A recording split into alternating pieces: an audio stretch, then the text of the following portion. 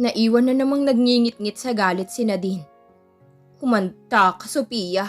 Abangan mong ganti ko. Tingnan natin kung hindi ka mag-aal sa balutan sa gagawin ko. Banta ng babae. Dire-diretsong pumasok sa silid ni Sophia. Nawala na ito ng ganang kumain. Napangiwi ito nang makita ang sugatang palad. Isa-isang tinanggal ang maliliit na bubog tsaka naghugas. Pagkatapos ay nagpa siya na itong matulog. Dominic, can I sleep with you? Paglalambing ni Nadine sa lalaki. Hindi na hinintay pang sagot nito. Dire-diretsyong pumasok sa silid at nahiga sa kama. Natatakot ako. Please, can I stay here for our baby? I know, naunawaan kita, Dominic. You don't love me, pero ipakita mo naman na nag-aalala ka para sa magiging baby natin. Walang tugon mula sa binata. Nanatili itong nakaupo sa sopa habang nanonood ng balita. Dominic! Hindi pa rin ito pinansin ni Dominic. Tumayo at tahimik na lumabas. Dominic, where are you going? I'll just get water. Kalagitnaan na ng gabi nang magising si Sofia. Nakaramdam siya ng pangangalam ng sikmura. Papasok na siya sa komedor nang makasalubong si Dominic. Sofia, you're still awake. Anito, tumango lamang ang dalaga. Come, you need to eat. Ang sabi ni Manang Corazon, hindi ka nakakain ng pananghalian. I can manage, Dominic. Napatitig si Dominic sa dalaga. Sofia, saad niya bago lumapit dito. I will fix everything. Please, don't do anything na makakasakit kay Nadine. Umiling ang dalaga. No, it's okay, Dominic. Hindi ko naman kailangang questionin ang lahat ng desisyon mo. This is your house. I won't do anything. Pasensya na sa mga nangyari. I am really sorry. Wala naman akong intensyon na saktan si Nadine. Hindi ko rin alam na tinadala niyang magiging baby niyo. Ani Sofia na napigilang umiyak. Shh, stop crying. Sasamahan kitang kumain. Niyakag siya ng binata papasok sa komedor. Ramdam ni Sofia ang sakit. Sobrang sakit. Pero kahit papano'y nakikita naman niyang seryoso si Dominic sa mga sinasabi nito. Siguro nga tama si Aiza. Dominic loves her pero naiipit lamang ito sa sitwasyon. Mula sa puno ng hagdan ay kitang-kita ni Nadine ang dalawa at galit na galit ito. Kinabukasan ay maagang nagising si Sofia. Minabuti niyang maglakad-lakad muna sa hardin. Nang makita ang mga halaman ay nakatuwaan niyang pagdilig.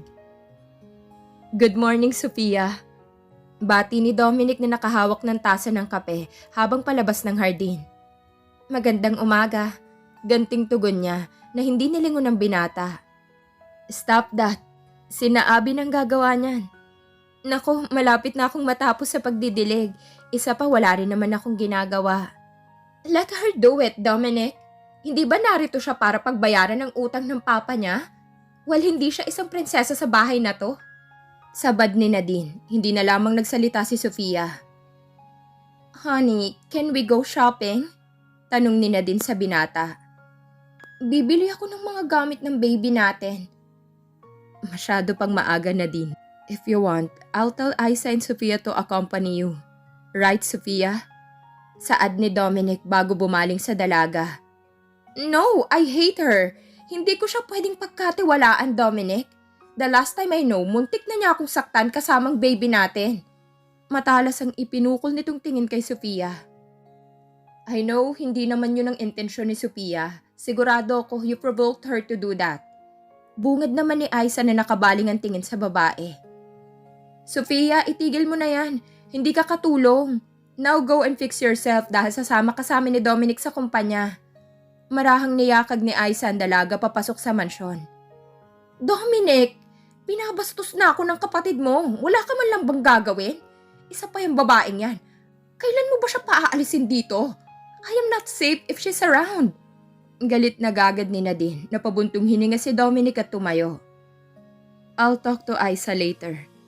Tugon nito at naglakad na papasok sa kabahayan. Sumunod naman si Nadine sa binata. I'll go with you in the office. Wala ka rin gagawin sa office, Nadine. Stay home. No, I will go with you. Stop it, Nadine. Makakasama sa bata ang pagbiyahe. You better take a full rest. Mariing tugon ni Dominic. Manang Corazon, pakihanda yung mga gagamitin ko for a week. Naayos na ni Sofia. Actually, nasa compartment na ng kotse mo. Sabad ni Aiza na pababa ng hagdan, walang pakialam kahit nasa harap nito si Nadine. Magbibihis lang ako and we will go. Naglakad na ito paakyat ng hagdan. Better watch your steps, Aiza, banta ni Nadine. I will, Nadine. I will. Walang emosyong tugon ni Aiza at marahang nilampasan ng babae. Naiwan naman nag-iisa si Nadine sa hasyenda. Dominic, just stop the car in front of the bank. I'm sorry, Sophia. I cannot go with you in Manila. Marami akong kailangang asikasuhin. Isa pa, ayoko namang makaistorbo sa inyo. Mag-iingat kayo sa biyahe. Salamat, Aiza. Mag-iingat ka rin. Tugon naman ni Sophia. Habang nasa biyahe ay walang imikan ng dalawa. Maya-maya ay pinutol ni Sophia ang katahimikan. Dominic, I just want to say sorry for what happened between Nadine and I. Sophia, I know hindi mo naman gustong mangyari ang mga yun. Nadine is a brat. What she wants, she gets. Kaya siguro hindi kayo nagkakasundo. May ngiting tura ng binata. Tumango naman si Sophia. Siguro nga. I'm sorry. Seryosong wika nito. Napatitig si Sophia sa binata. I understand. Saad ng dalaga bago nagmasid sa labas ng bintana ng sasakyan. Nadine, my dear. You need to make a fast move, iha. Nawawala na tayo ng oras. Baka isang araw ay magising na lamang tayong wala ng lahat. Hani ni Doña Matilda. Don't worry, Mom. I am on my way. Konti na lamang at mapapasakamay ko si Dominic sa mga pinaplano ko. Well, hindi naman mahirap ang ginagawa kong pagsisinungaling na buntis ako. Mag-iingat ka, iha. Hindi natin alam baka sinusubaybayan ng unika iha ni De Torres ang bawat kilos mo. Umiling ito. Nakaisip na ako ng paraan, Mom. One of these days ay tuluyan na siyang mawawala sa landas namin ni Dominic. Kasunod niyon ay ang makahulugang halakak mula sa dalaga. Natawa naman si Matilda. Very good, darling. Very good. Naghahanda na sa pagtulog si Sophia nang may kumatok sa pinto ng silid. Nagulat ito nang mapagbuksan si Dominic. Hi, Sophia. Anito. Can I sleep with you? Marahang nilawagan ni Sophia ang bukas ng pinto. Sige, come in. Dire-diretsyong naglakad si Dominic at marahang naupo sa kama. Which side are you? Right, please. Marahan itong isinara ang pinto at naglakad palapit sa kama. Nakahiga na sila nang magsalita si Dominic. Hindi ka ba nakakatulog ng walang ilaw? Nakatingin ito sa lampshade. Nasanay na ako. Isa pa, I miss this room. Bakit nga pala hindi mo binagong ayos ng silid ko? Bumaling ito sa gawin ng katabi. Dahil gusto ko. Simpleng tugon ng binata. Napangiti naman si Sophia at marahang pumikit. Naramdaman na lamang nito ang braso ni Dominic na pumulupot sa bewang niya at ang mainit na labi nito na dumampi sa kanyang noo. Good night, Sophia. Good night, Dominic. Hindi maipaliwanag ni Sophia ang nararamdaman ng mga sandaling ito. Tila ba hindi na niya gusto pang sumikat ang araw para hindi na mawala si Dominic sa tabi niya. Nagising ang dalaga na wala na sa tabi niya ang binata. Bumangon ito at inayos ang sarili, tsaka lumabas ng silid. Dinig niya ang tunog na nagmumula sa telebisyon, pero walang tao sa sala. Manang Betty? Manang Lucy?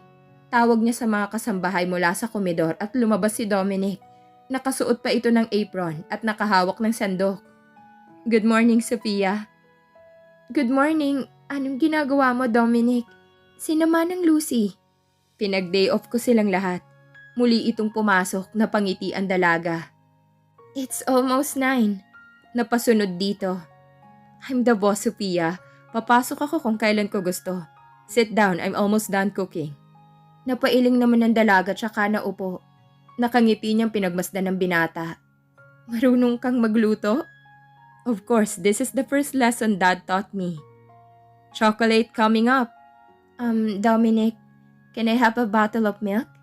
Sure, sweetheart. Nalulunod naman sa tuwa si Sophia sa ipinakikitang sweetness ni Dominic. Ang panalangin lamang niya ay sana hindi na ito matapos. Masayang kumain ang dalawa.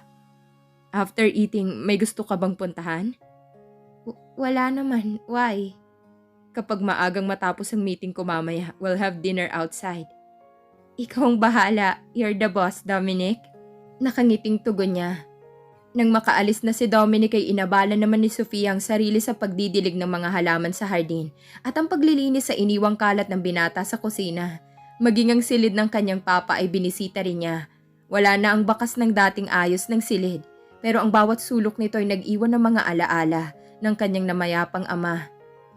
I miss you so much, Dad. Hindi niya maiwasang mapaluha. Maya-maya'y tumunog ang telepono sa side table. Del Franco Residence, good morning. Sofia, where are you? Dominic, I was in... Nagmamadali siyang lumabas ng silid at hindi sinasadyang makabangga ang sino mang nasa labas ng pinto. Oops, I got you. Mabuti na lamang at naging maagap naman ang lalaki sa pag-alalay sa dalaga bago pa siya tuluyang bumagsak sa sahig. Pero ang punpun ng pulang rosas ay tumilapon pa itaas na isa-isang naglaglagan sa kinatatayuan nila. Dominic, I'm sorry. Are you okay? Tumango at marahang lumayo siya sa binata. Yung mga bulaklak. Napatingin siya sa mga rosas na nagkalat sa sahig. I still saved one. Nakangiting iniabot ang isang tangkay ng rosas na nasalo niya kanina habang naglalaglagan ng mga ito. Salamat. Aayusin ko ng mga ito. No, go fix yourself, Sophia. Di ba sabi ko na lalabas tayo? Magdi-dinner tayo. Napatampal siya sa noo. Oh my God, I almost forgot, Dominic. Mag-aayos lang ako. Take your time, sweetheart. Sa isang sikat at exclusive na restaurant nagtungo ang dalawa. Napansin niyang mga kilalang tao sa paligid. Mga dating kasamahan ng ama sa business world. Ang iba'y kumaway pa sa kanila. Sa hindi gaanong matao sila dinala ng waitress na ayon na rin sa request ni Dominic. Look who's here! Anang lalaking lumapit. Mr. Salazar! Ani ni Dominic at nakipagkamay sa lalaki. Sophia, this is Mr. Salazar, the owner of Salazar Tower. And Jetro, meet Sophia de Torres. Nice to meet you, Sophia. Hani ni Jetro. Nice meeting you too, Mr. Salazar. By the way, when will be the wedding, pare? Bumaling sa binata. Soon, pare. My date is here. Sige ha, bye Miss de Torres. Tumango naman si Sophia. Sit down. Anyway, what do you want to eat? Saad ni Dominic habang nakatingin sa menu. Ikaw nang bahala, Dominic. Why didn't you said that Nadine is your girlfriend? Marahang hinaplos ni Dominic ang palad ng dalaga. Let's just enjoy the night, Sophia. Bago sinenyasan ng waiter, napangiti naman ang dalaga. Yun din naman ang gusto niyang mangyari, kaya minabuti na lamang niyang manahimik. 1 pa 2 araw na lamang ay babalik na sila sa Quirino. Babalik na naman ang lahat sa normal, na kung saan si Nadine ang bida at siya ang kontrabida. You're so quiet. Wala naman. I am happy, Sophia. Please have patience with Nadine. Nawala ang ngiti sa mga labi ni Sophia sa narinig. Dominic is doing all of this para kay Nadine, para hindi niya saktan ng babae. Don't worry, Dominic. Pagdating natin sa Quirino, lalayuan ko si Nadine, yung malayong malayo, para hindi siya masaktan. Pabirong tugon niya. Thank you for your understanding, Sophia. Marahang ginagap nito ang palad niya. Pwede bang lagi nilang tayong ganito, Dominic? Yung tayong dalawa lang, masaya. Yung malayo kay Nadine. Bulong ni Sophia. Napangiti naman si Dominic. I also want us to be this way, Sophia. Kailangan ko lang pakisamahan si Nadine dahil dinadala niya ang baby namin. Don't worry, aayusin ko to.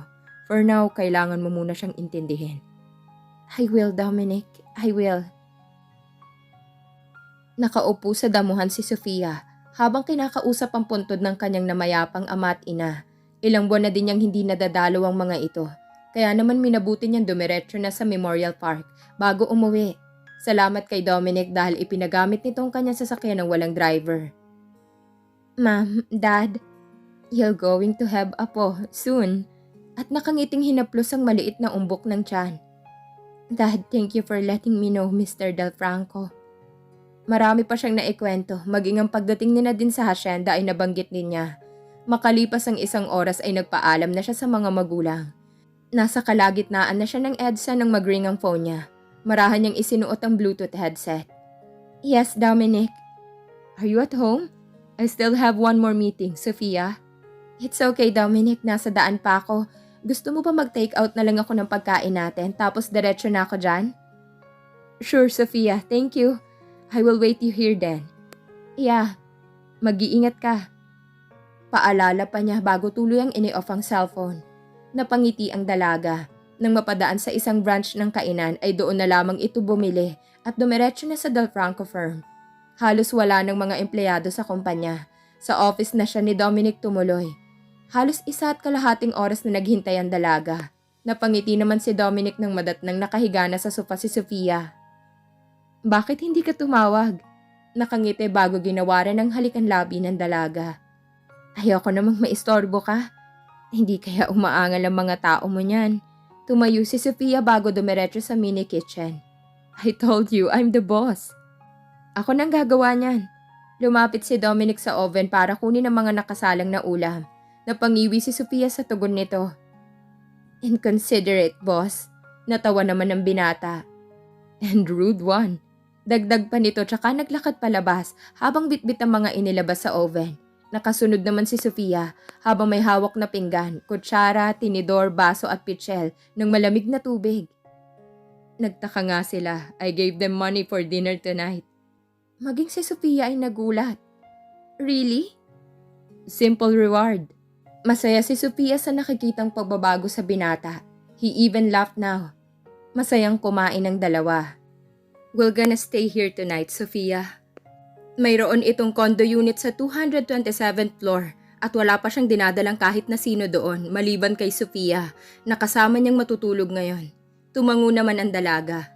Makalipas ang 2 araw ay muling nagbalik sa probinsya ang dalawa. Nagpa siya si Sofia na mamasyal. Senyorita Sofia, ano pong ginagawa niyo sa lugar na ito?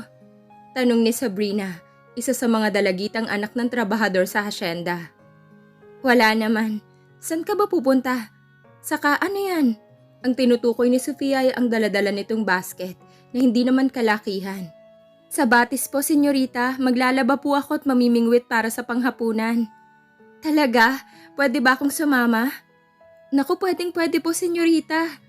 Masayang sumunod si Sofia sa dalagita. Ang akala niya ay 2 lamang sila ni Sabrina, pero may mga nauna na pala sa kanilang dumating sa batis. Magandang araw po, senyorita. Bati ng mga dalagita at ng mga binatang abala sa pamimingwit at paglalaba. Magandang araw naman sa inyo. Naunahan niyo kami ni Sabrina ha. Nakangiting tugon niya. Napakaganda pala dito. Minsan magdadala rin ako ng lalabahan. Sumampa siya sa malalaking batuhan. Naku senyorita, mag-iingat ho kayo. Madulas pong ilang bato riyan. Marahan naman siyang naupo. Salamat Sabrina. Kalahating araw na nakipagkwentuhan si Sofia sa mga ito. Sabrina, kanino palang bahay yung natatanaw ko mula sa balcony ng silid sa mansyon? Pag-aari po ito ni Don Sebastian, senyorita. Ang lahat po ng mga tao, maliban kay Senyorito Dominic, ay pinagbawalang umakyat at pumasok sa bahay na yon sa tuktok ng bundok. Yun po kasi ang bahay na ipinatayo ni Don Sebastian para sa ina ni Senyorito Dominic. Napatangu-tango si Sofia. Marami pang naging kwentuhan ng mga ito. Hindi tuloy na malaya ni Sofia ang oras. Senyorita, sumakay na po kayo sa kariton at ihahatid na po namin kayo sa mansyon. Mahaba-haba pang lalakarin nyo. Maraming salamat ha. At sumakay na siya. Habang bitbitan tsinelas ay masayang bumungad sa gate ng mansyon si Sofia. Napansin niya ang isang sasakyang nakaparada malapit sa garahe. Nagkibit-balikat lamang siya at dire-diretsong pumasok. Wala kang puso! Isang malakas na sampal ang ginawa ni Doña Matilda sa bagong dating. Gulat naman si Sofia. Natigagal siya at halos hindi natinag sa kinatatayuan. Let's talk. Galit ang nakarehistro sa mga mata ni Dominic nang tingnan nitong dalaga. Mariing hinawakan ng braso niya palayo sa mga tao sa sala. Halos kalad ka rin siya ni Dominic papasok sa mini library. I hate you! Bulyaw ni Dominic nang tuluyan silang makapasok sa library. Dominic! Naiiyak na saad ng dalaga na litong-lito sa nangyayari. Don't give me that look, Sophia. Pinagkatiwalaan kita. I told you, wag na wag mong sasaktan si Nadine, but you did. Lalong naguluhan si Sofia. Wala siyang alam sa mga sinasabi nito. What are you saying? Last time, naabutan kitang pinagbabantaan mo si Nadine with a broken glass on your hand. And now, you're poisoned her. I can't believe it, Sofia. Dominic! Huwag ka nang magmaang-maangan pa, Sofia. What is this? Inilabas ng binata sa bulsang isang maliit na bote. Nakalkal nila yun sa silid ng dalaga. What is that? Hindi mo alam? I saw this behind your bed. And now you're asking me what is this? Bago pinandilata ng dalaga. Pinainom mo ng bawal si Nadine at ang baby namin. Bago malakas na ibinatong maliit na bote. I hate you. Ihanda mo na ang gamit mo, Sofia. I hate to see you. I don't want you to be here. Tuluyan itong lumabas ng library. Dominic!